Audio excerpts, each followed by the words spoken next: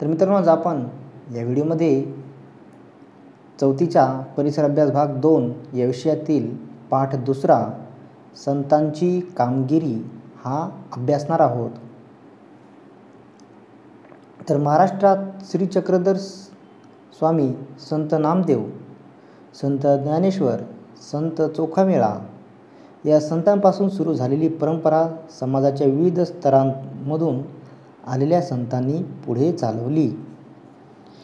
तर बघा मित्रांनो, महाराष्ट्रामध्ये हे जे काही संत होते, श्री चक्रधर स्वामी, संत नामदेव, संत ज्ञानेश्वर, संत चोखामेळा या संतांपासून जी परंपरा सुरू झालेली होती, समाजाच्या विविध स्तरांमधून आलेल्या संतांनी ती पुढे चालवली.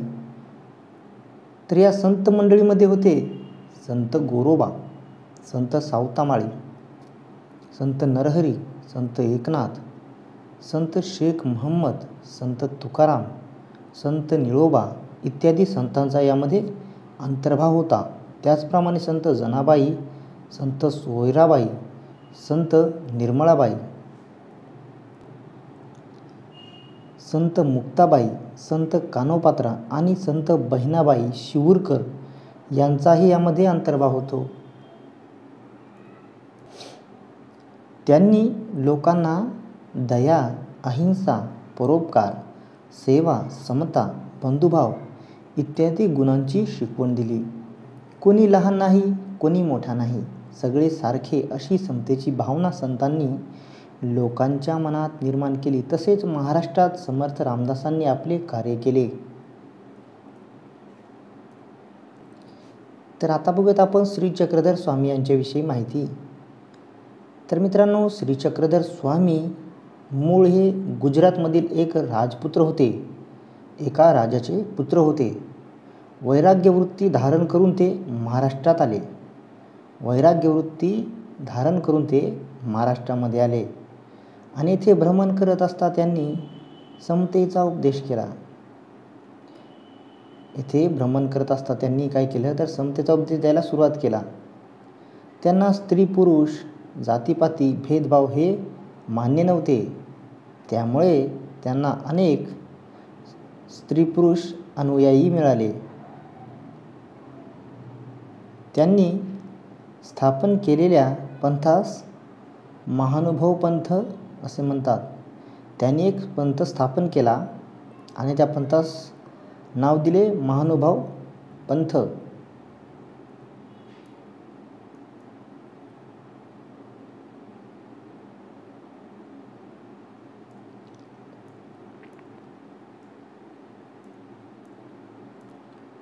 श्री चक्रधर स्वामींच्या आठवणींचा संग्रह म्हणजे लीळाचरित्र हा ग्रंथ होय. श्री चक्रधर स्वामींच्या आठवणींचा संग्रह कोणता आहे तर लीळाचरित्र. तर मित्रांनो, पुढे बघूयात आपण संत नामदेव. तर संत नामदेव हे विठ्ठलाचे निस्सीम भक्त होते. ते नरसी गावचे राहणारे. संत नामदेव हे विठ्ठलाचे निस्सीम भक्त होते आणि ते नरसी या गावचे राहणारे होते. त्यांनी अनेक अभंग रचले, कीर्तने केली व जनतेत जागृती निर्माण केली. त्यांनी भागवत धर्माच्या प्रसारासाठी महाराष्ट्रभर संचार केला. कोणत्या धर्माच्या? भागवत. संत नामदेवांनी भागवत धर्माच्या प्रसारासाठी महाराष्ट्रभर संचार केला. त्यांनी लोकांना भक्तीची शिकवण दिली. धर्मरक्षणाचा व भक्ती मार्गाचा खंबीर निर्धार लोकांच्या मनात निर्माण केला. संत नामदेवांनी पुढे भारतभर प्रवास करून मानव धर्माचा संदेश पोचवला. ते पंजाबात गेले. तेथील लोकांनाही त्यांनी समतेचा संदेश दिला. त्यांनी काय केलं? भारतभर प्रवास करून मानव धर्माचा संदेश पोचवला आणि पंजाबातही जाऊन तेथील लोकांनाही त्यांनी समतेचा संदेश दिला. हिंदी भाषेमध्ये त्यांनी पदेही लिहिली. कोणत्या भाषेत? हिंदी भाषेत.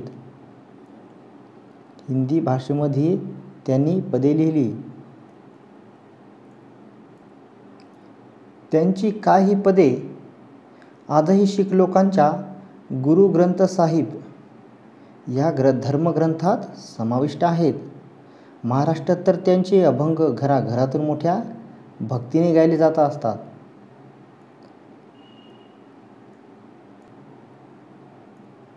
आता बघूयात आपण संत ज्ञानेश्वर. संत ज्ञानेश्वर आपेगावचे राहणारे. निवृत्तीनाथ व सोपानदेव हे त्यांचे बंधू. मुक्ताबाई ही त्यांची बहीण.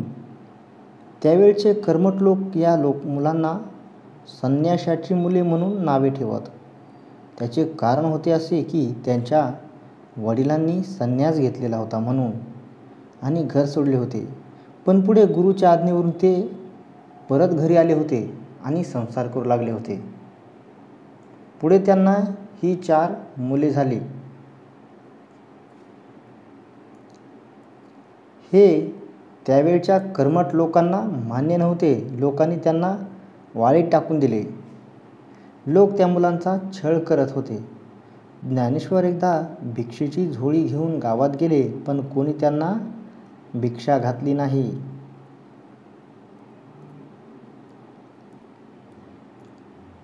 सगळीकडे त्यांना वेडेवाकडे बोल ऐकावे लागले होते.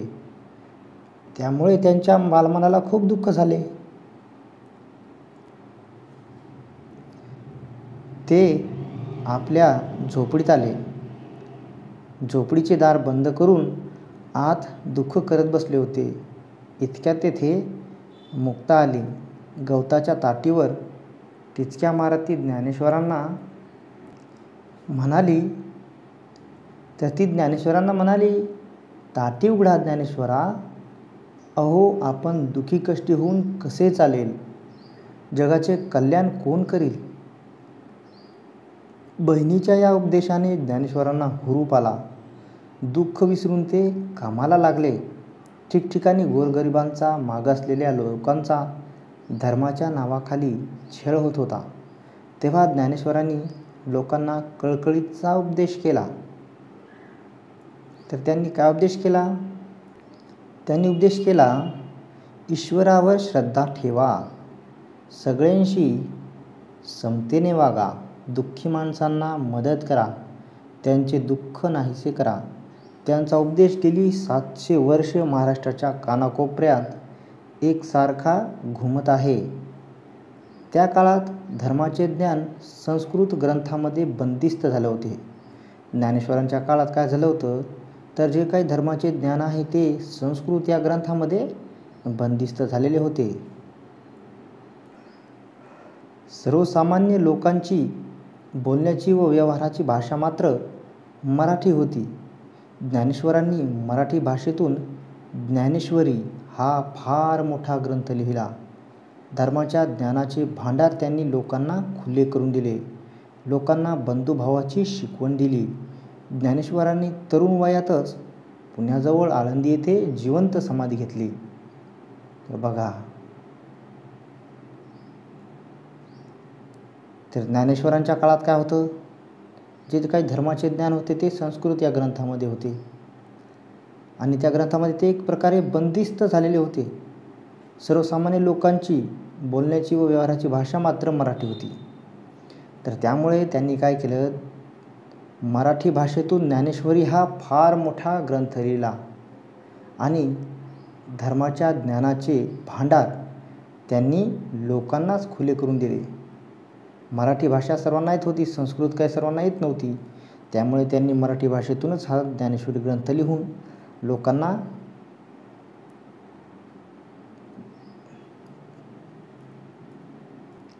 धर्माच्या ज्ञानाचे भांडार खुले करून दिले. लोकांना बंधुभावाची शिकवणही दिली आणि त्यांनी तरुण वयातच पुण्याजवळ आळंदी येथे जिवंतपणे समाधी घेतली. पुढे बघूयात संत एकनाथ. संत नामदेव व संत ज्ञानेश्वर यांच्या कार्याची परंपरा पुढे एकनाथांनी चालवली. हे आहेत संत एकनाथ. संत एकनाथ हे पैठणचे राहणारे. त्यांनी भक्तिमार्गाचा प्रसार केला. त्यांनी अनेक अभंग, ओव्या व भारुडे लिहिली. तर संत एकनाथ हे कुठे राहणार होते? पैठणचे. त्यांनी भक्ती मार्गाचा प्रसार केला आणि अनेक अभंग, ओव्या व भारुडे लिहिली. कोणताही उच्च नीच भेदभाव मानू नका असा त्यांनी लोकांना उपदेश केला. कोणताही उच्च नीच असा जातीपात करू नका, भेदभाव करू नका, भेदभाव मानू नका असा उपदेश त्यांनी लोकांना केला. कुणी? संत एकनाथांनी.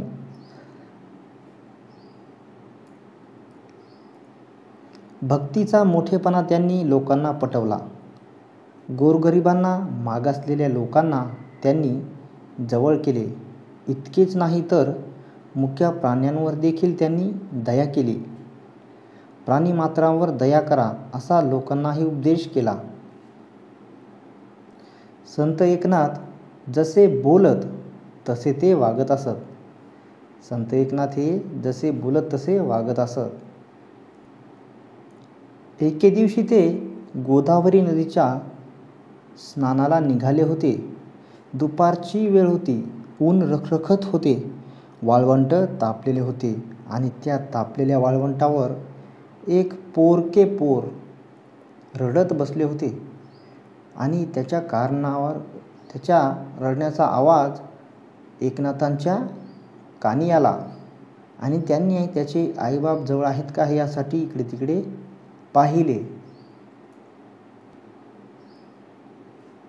धावत ते त्या मुलाजवळ गेले. त्यांनी ते पोर उचलून कडेवर घेतले. त्याचे डोळे पुसले. त्याला त्याच्या घरी पोहोचते केले. अशा रीतीने स्वतःच्या आचरणातून एकनाथांनी समतेची व ममतेची भावना लोकांच्या मनावर बिंबवली.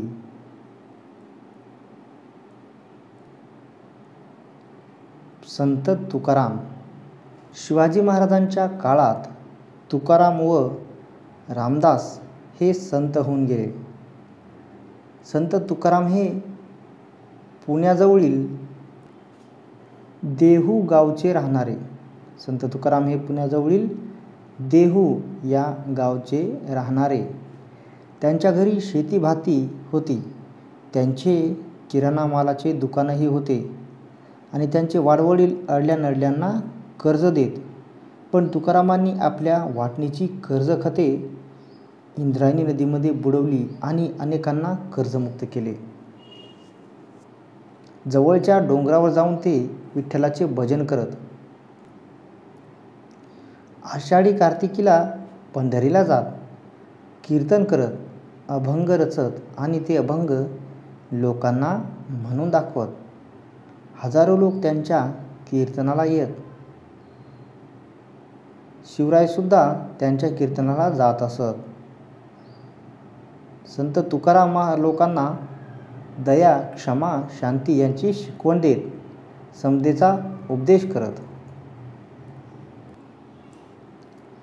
जे का रंजले गांजले त्यासी म्हणे जो आपुले तोची साधू ओळखावा देव तेथेची जाणावा.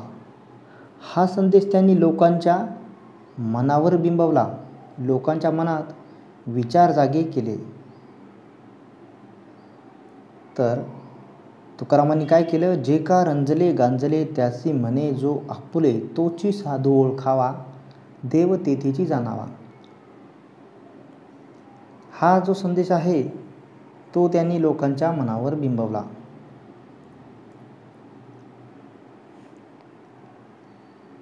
लोकांच्या मनात विचार जागे केले. लोक संत तुकारामांचा जय जयकार करू लागले. आजही महाराष्ट्रभर आपल्याला ज्ञानबा तुकाराम हा जयघोष ऐकू येतो की नाही? येतो ना. ज्ञानेश्वरांनाच ज्ञानबा असे म्हणतात. तुकाराम गाथा आजही घरोघरी वाचली जाते. समर्थ रामदास. त्याच काळामध्ये महाराष्ट्राच्या कडेकपारीत जय जय रघुवीर समर्थ अशी रामदासांची गर्जना घुमत होती. त्यांचा जन्म मराठवाड्यात गोदावरीच्या काठी जांभिया गावी रामनवमीच्या दिवशी झाला.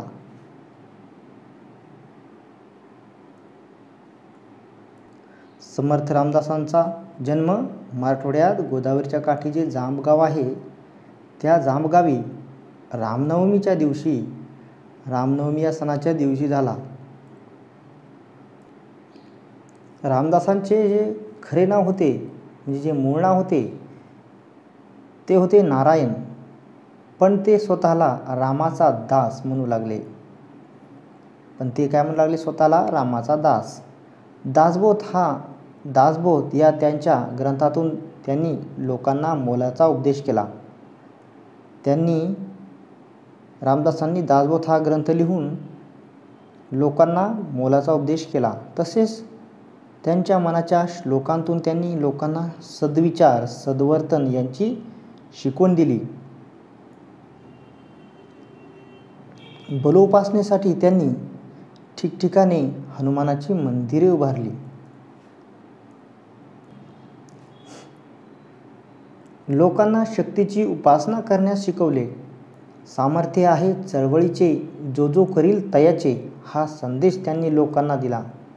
रामदासांनी लोकांना संघटना करण्याची व अन्यायाविरुद्ध प्रतिकार करण्याची स्फूर्ती दिली. त्यामुळे त्या काळच्या लोकांना धीर आला. साधू संतांच्या कार्यामुळे लोकजागृती झाली. धर्माबद्दल आदर वाढला. लोकांच्या मनात आत्मविश्वास निर्माण झाला. संतांच्या कामगिरीचा शिवरायांनी स्वराज्य स्थापनेसाठी उपयोग करून घेतला. तर बघा, साधू संतांचे जे आपण कार्य पाहिले त्या कार्यामुळे काय झाले? लोकजागृती झाली. धर्माबद्दल लोकांचा आदर वाढला. लोकांच्या मनात आत्मविश्वास निर्माण झाला. संतांच्या कामगिरीचा शिवरायांनी काय केलं तर स्वराज्य स्थापनेसाठी उपयोग करून घेतला.